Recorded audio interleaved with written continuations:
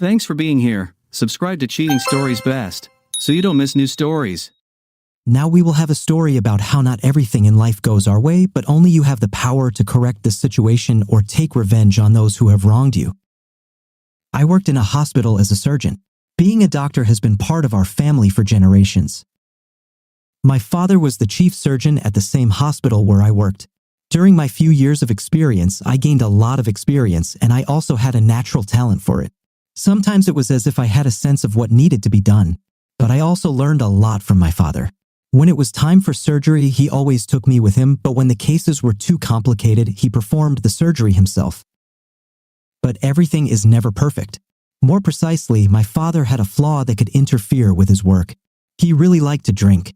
Although so far he had been in control, indulging in alcohol only at home and only after work so he could be in shape for the next shift, I was worried, knowing how unpredictable alcohol addiction was. One day I came home from my shift, my father was already home. He was sitting in a big leather armchair in the living room, and he had a whiskey glass in his hand from which he sipped his liquor. "How was the shift?" he asked. It had been relatively quiet today. Didn't even have to operate on anybody. "I'm glad. Yesterday I had a difficult case." "Yes, you know it yourself." "Yes, I know the patient died. But that's no reason to drink. Dad, I'm worried about you." He got up, went over to the bar, and poured whiskey into an almost empty glass. "Son, you know why I remain so calm when these things happen. It's not the first time a patient has never risen from my operating table. I always let them go and don't hold them. Otherwise, I would go crazy. That's why I'm such a good surgeon and everyone respects me. But you're drinking and that could end badly. I told you I'm in control. Have you ever seen me drunk in the OR? But when your patient didn't make it through surgery a month ago, you never recovered from the loss. I can see that you're afraid of making a mistake every time. Although even then it wasn't your fault, he just had very serious injuries." I didn't say anything back to him. I knew he was right in a way. But I was really worried about him. He had been into alcohol for a few years now, and maybe he was really in control of it. So I just left him alone with the glass. Days and weeks went by, our work continued, and one day I noticed something I had feared. I came into the cafeteria to eat at lunchtime, and my father was already sitting alone at the far table. In addition to a plate of salad, there was a glass of juice on the table. While I was standing in line, I noticed him taking a small flask out of his pocket and pouring some clear liquid into his juice. I realized it was alcohol, and I realized that my fears were now coming true. Finally, waiting for my lunch portion, I took my plate and went to the table where my father was sitting. "May I sit down?" I started. He pointed to an empty chair across from him, indicating his agreement. I put down my plate and sat down. We were both silent for a while, chewing our food. But when my father reached for his glass, I couldn't stand it. "How can you? Don't you get it?" He stared at me as if I had said something unthinkable. "Stop it." I grabbed his hand where he was holding the glass. "How can you drink on the job? Are you out of your mind? Who are you to tell me what to do? It's my second shift here, I had to stay. A little whiskey wouldn't hurt me." We stared into each other's eyes for a few seconds, exchanging stern thoughts. I didn't want to cause a scandal here in front of everyone, but I couldn't have him walking around the hospital drunk either. "Just go home. I'll be here. I'll be here if need me. Please, just go home." I let go of his hand. My father took a few sips from it, glancing at me. I knew that if the head doctor found out about this, my father's reputation would be destroyed and he would simply be suspended from his job. I didn't want that. After all, he was my father. I took my plate and moved to another table but continued to watch him. He finished his portion and left. I soon found out that he had heeded my advice and went home. I was relieved. "Dr. Corrigan, you're needed in the OR. We have a patient coming in from a car accident. She's in pretty bad shape." A nurse came running up to me, interrupting my musings. I ran to the operating room just in time to catch up with the gurney with the wounded girl. She already had time to put on a mask, injected medication. On the move, I examined and gave a few instructions to the orderlies and ran to quickly prepare myself for the operation. The operation was difficult and lengthy. For several hours, which seemed endless, I conjured over the victim. She had many fractures in her spine in addition to all the other wounds. I managed to save her life, but since the injuries were very serious, I knew that the girl could remain confined to a wheelchair forever. When I arrived in the room, when I was notified that she had already regained consciousness, I sat down beside her to examine her. After palpating her pulse, I made sure that her heart was working normally in her condition. "Doctor, what's wrong with me?" "You were in an accident, but it's all over now. We operated on you. Don't worry." The girl sighed a sigh of relief at first, then her tired look turned anxious. She stared at me, hoping to hear something comforting. "Doctor, I can't feel my legs. What's wrong with me?" "Olivia, I have to be honest with you." I lowered my eyes for a few seconds, then looked at her again. "You had very serious injuries. We did everything we could, but there's a risk that the lower half of your body won't function." "How? What am I going to do? How am I going to live? Why did you save me if I can't walk?" It was like she was blaming me for what happened. "Olivia, there's a small chance that you'll recover, but you still have to accept reality." I felt truly sorry for the girl. She just cried. I took her hand to support her in her grief. For several days, I visited her, continuing the treatment. One day, when I had finished my examination and was about to leave, she took my hand and stopped me. "Doctor, I think I can move my fingers." She tried to squeeze out a smile of hope. This phrase of hers made me happy, as if it concerned me personally. I went to her feet and made a few manipulations that allowed me to make sure that the sensitivity was indeed there. I saw her trying to wiggle her right big toe, then her left, and then she tried wiggling her foot, but so far she was finding it difficult. I signed her up for therapy where she was able to recover little by little. After a few months of taking the necessary medication and exercise, she was able to walk independently, although she was still very weak. I was personally involved in her treatment. In the time we spent together, we became very close and grew fond of each other. A few months passed and she fully recovered. We were soon married.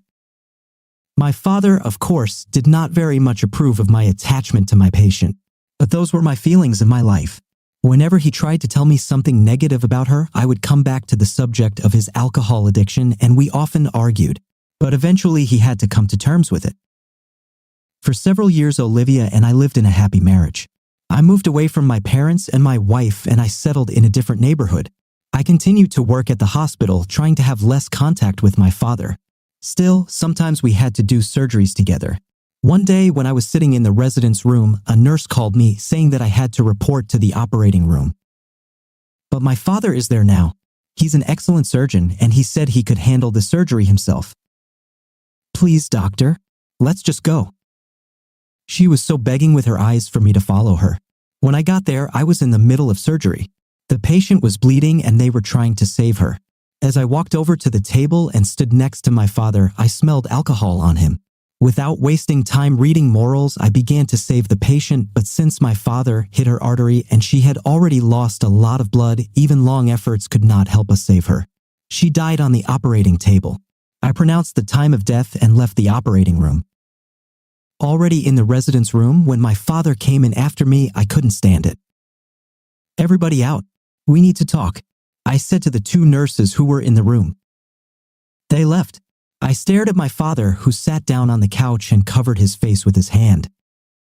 "How could you? You went into surgery drunk. What kind of man are you?" "I know my limit. The amount I drank had no effect on the surgery. She just had a lot of internal injuries." "You think I didn't notice your hands were shaking? You just killed her. You're an addict. When are you gonna admit that? You need therapy." "I don't need anything." He stormed off the couch and took a step toward me, his facial features showing his aggressive mood. "You know I can't leave it at that. Son, don't forget that you're the main coordinator and you're in charge of the whole process. If I get fired, so do you. So I suggest you think twice before you make any decisions." He left the resident's office and I was alone, wondering what the right thing to do was. I got home late. Olivia was still awake. She was sitting on the couch waiting for me. "Hello, darling. How are you? I'm sorry I'm late tonight. We were supposed to go to the restaurant. Do you remember?" Honestly, I've forgotten all about it. The incident with my father at the hospital made me forget everything. "I'm sorry, I have a lot of work to do. Actually, there was something I wanted to tell you at dinner." "Olivia, Well, I'm sorry. I've been working really hard. Yeah, I know I haven't been home much lately, but I promise I'll try to make it up to you. I'll transfer so I can spend more time with you. You don't have to, Stephen. I'm leaving you. That phrase ripped the ground out from under me. It was as if a black fog had enveloped me because nothing seemed to suggest such a situation. But why? Olivia, we were so happy. I love you. I'm leaving. I've got someone else. I'm sorry. I'm sorry. She got up and left the house. I wanted to catch up with her, but I knew there was no point. She had always been the kind of person who, if she made decisions, it was impossible to change her mind. It really hurt me to let her go. And I didn't give up my plan to move to another job and try to get her back. Although, if she was already seeing someone, it wasn't the first time. And that means she's been cheating on me for a long time. Thoughts got all mixed up in my head. I went to my bedroom hoping that in the morning the right decision would come to me. The next day I went to work as it was necessary. There was no way I could skip my shifts. I was a doctor and I needed to treat sick people. During a break in the cafeteria, I noticed my father having a pleasant conversation with someone. I knew from his facial expression and conversation that he was not talking to his mother or his friends. I realized that he was having a mistress. When he was finished, I went over to him. Did you talk to your mother on the phone? No. Why? Then who were you talking to so nicely? None of your business, son. You spend too much time on my personal life. You'd be better off with your own. He turned and walked away. I didn't have any more arguments at this point. Realizing that he was ruining not only his career, but also his family life, I decided to test my hunches. After all, it was quite possible that after Olivia left me, I was just imagining things. I waited for my father to leave for surgery. Since cell phones weren't allowed in the operating room, he left it in his desk drawer. I went over to the table and yanked on the drawer handle, but it was locked. I searched his desk for paper clips, and after a few efforts, I was able to open the drawer. Pulling out my phone, I began scrolling through my call history. Finding the time that his mysterious call had taken place, I saw a familiar number. It was Olivia's number. I realized they were lovers. All the puzzles were coming together now, but there was no way I had expected such a betrayal from either my father or Olivia. I waited until he came back and told him honestly that I knew everything. How do you go through my things? He started accusing me furiously. That's not the point now. You betrayed me and your mother too. Does she even know you have a mistress? I told you, my personal life is none of your business. Yes, it is. She's my mother, and I won't let her get hurt. You're just an alcoholic who doesn't know what he wants. I walked out, leaving him alone. I wanted to call Olivia and tell her everything, to tell her that I knew who she was with and I wanted to hear from her why. Why him? But she didn't pick up the phone. I felt very angry with her and with my father at that moment. The husband of the deceased patient sued the hospital. I was called as a witness.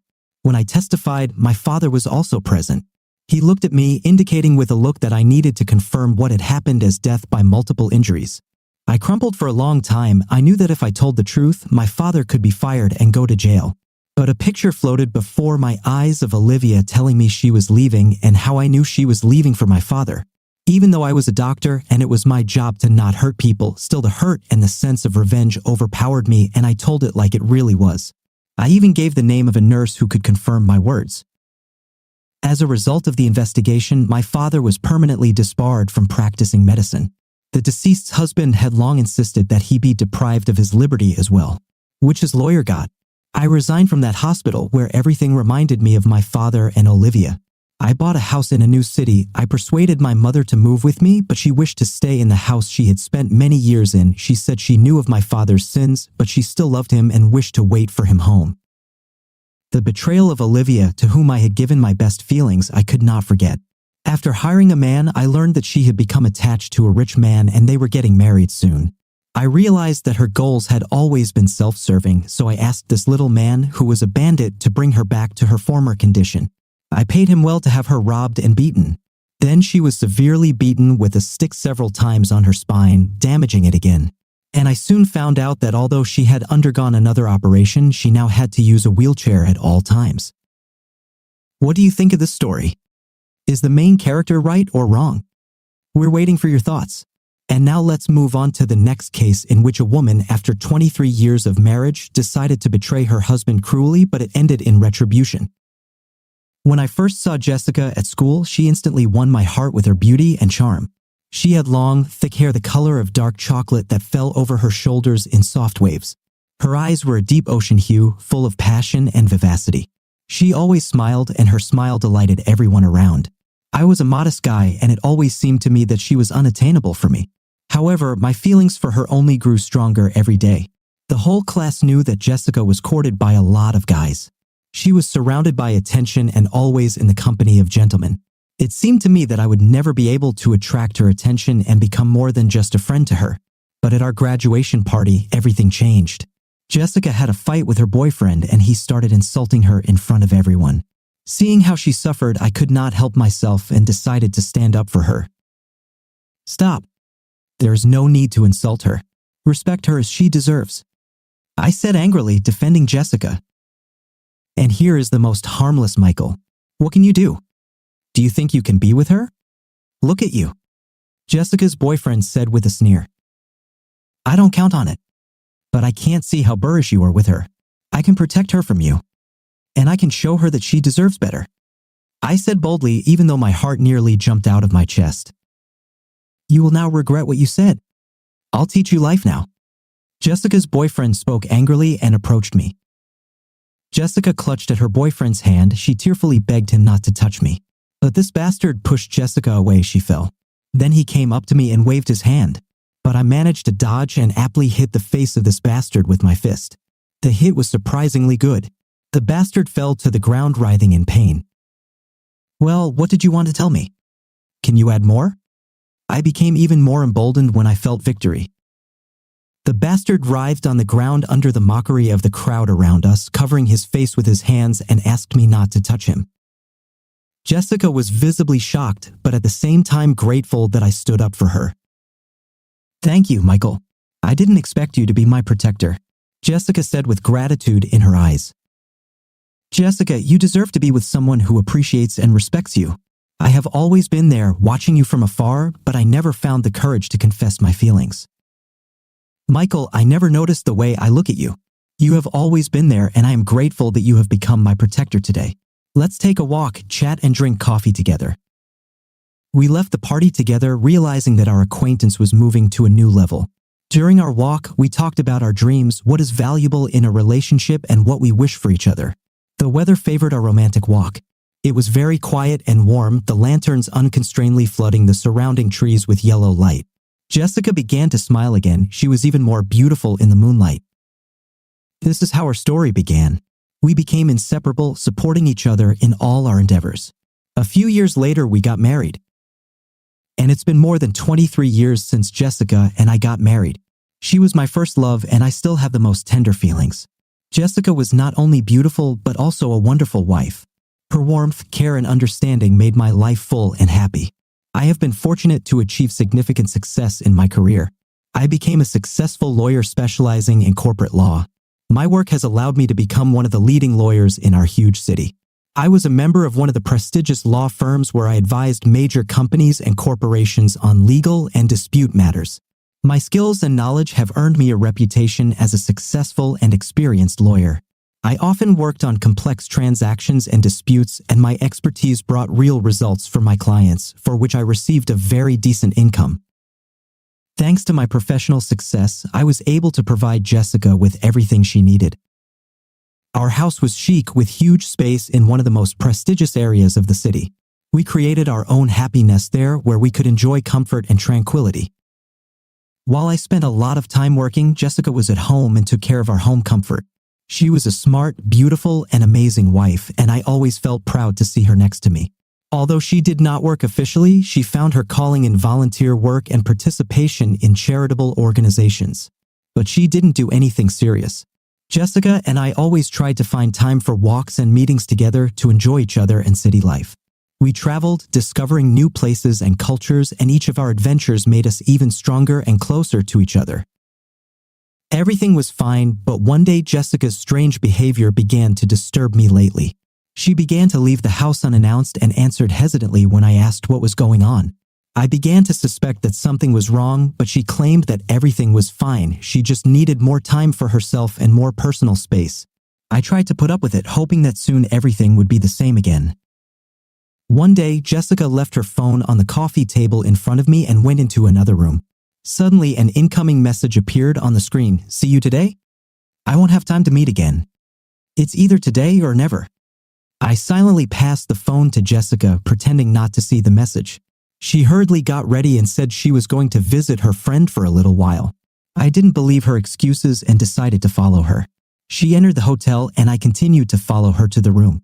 I approached the room where Jessica had entered. Rage and anger filled me all over. I could not stand the tension and with all my strength broke down the door, bursting into the room where I saw a frightened man and Jessica. In a rage, I began to make a scandal, not wanting to listen to explanations. What are you doing here? What does all this mean? I shouted, barely able to contain my anger. Michael, please calm down. This man, he's a numismatist. I was just picking out an antique coin for you for your dad's birthday present.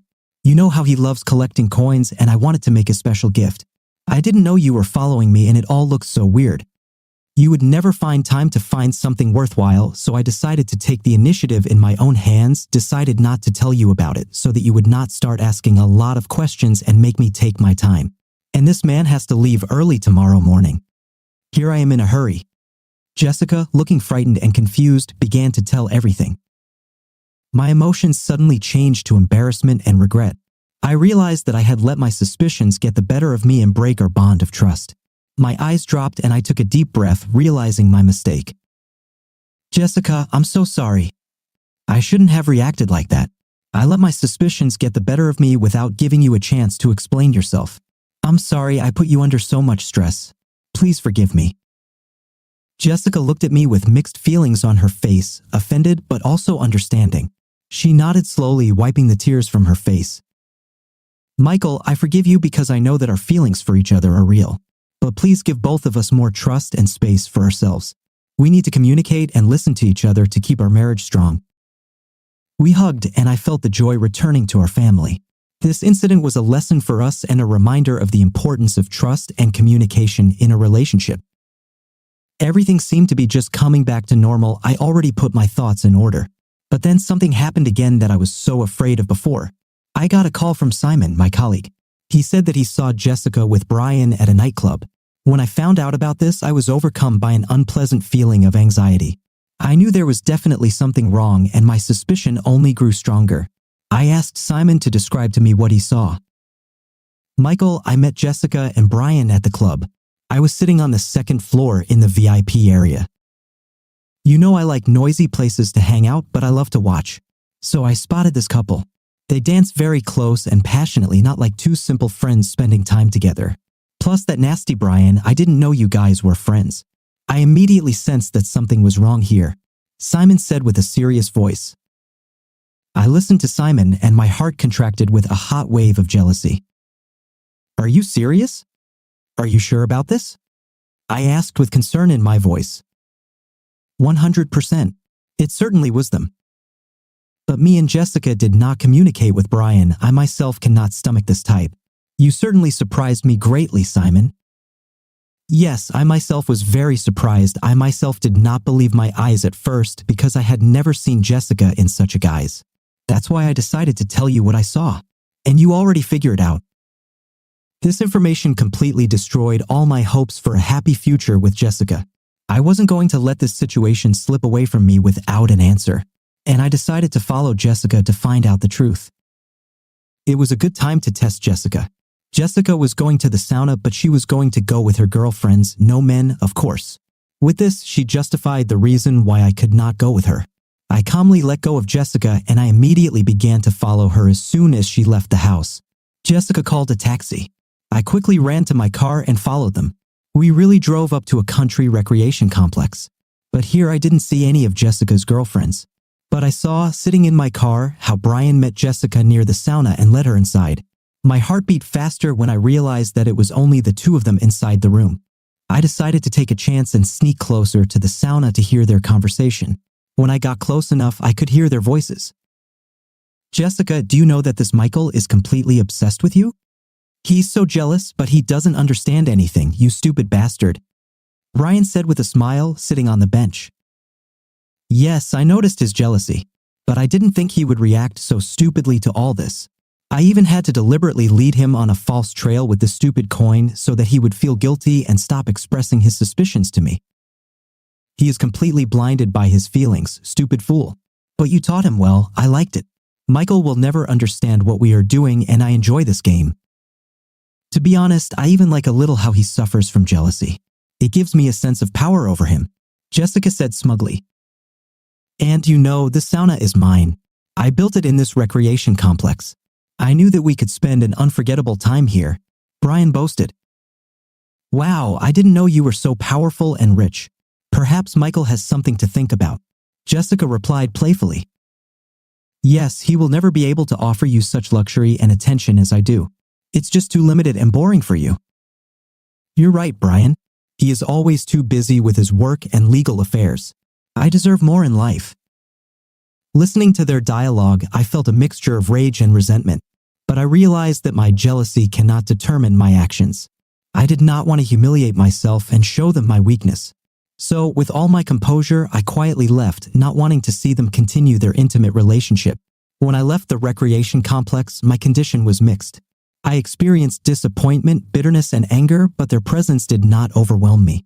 I realized that it was necessary to act in order to find justice and protect myself.